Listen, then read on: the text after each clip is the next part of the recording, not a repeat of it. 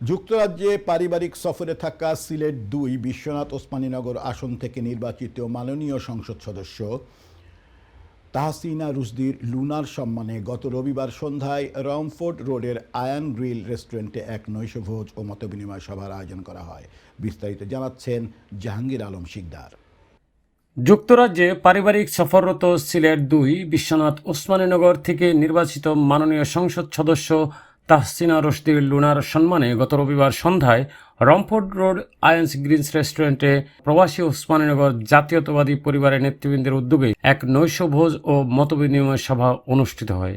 এতে প্রধান অতিথি তাহসিনা রুশদীর লুনা এমপি উপস্থিত নেতৃবৃন্দের বিভিন্ন সমস্যার কথা শুনে তাহসিনা রুশদীর লুনা এমপি বলেন, অনেক সমস্যার সমাধান হয়েছে এবং বাকি সমস্যার দ্রুত সমাধান করে তার নির্বাচনী এলাকাকে উন্নয়নের মাধ্যমে ইলিয়াস আলীর স্বপ্নের মডেল এলাকা হিসেবে গড়ে তুলতে সকলের সহযোগিতা কামনা করেন। উক্ত অনুষ্ঠানে বিশেষ অতিথি হিসাবে উপস্থিত ছিলেন সিলেট জেলা বিএনপির সহসভাপতি ও সাবেক এমপি ইলিয়াস আলীর কনিষ্ঠ সহোদর আসকির আলী এবং ইলিয়াস আলীর সুযোগ্য সন্তান লাবিব সারার।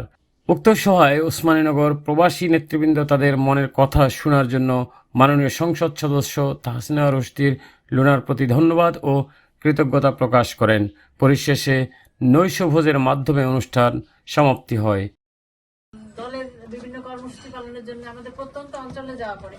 রাস্তাঘাট বলেন যে বলেন এগুলো আমরা দেখেছি, তখন থেকে আমাদের মধ্যে একটা প্ল্যানিং করছে যে আমরা এই জায়গাগুলাকে ডেভেলপ করতে হবে এবং এর জন্য আমরা যে অন্তর্বর্তীকালীন সরকারের সময় থেকে ইঞ্জিনিয়ার যে আমাদের তাদের মাধ্যমে যে কোন কোন রাস্তার কোন কোন অবস্থান কি, কোন জায়গায় কোন রাস্তা কোনটা কি করতে হবে এই বিষয়ে একটা মোটামুটি আমরা একটা তালিকা। জাহাঙ্গীর আলম শিকদার, আয়ন টিভি নিউজ, লন্ডন।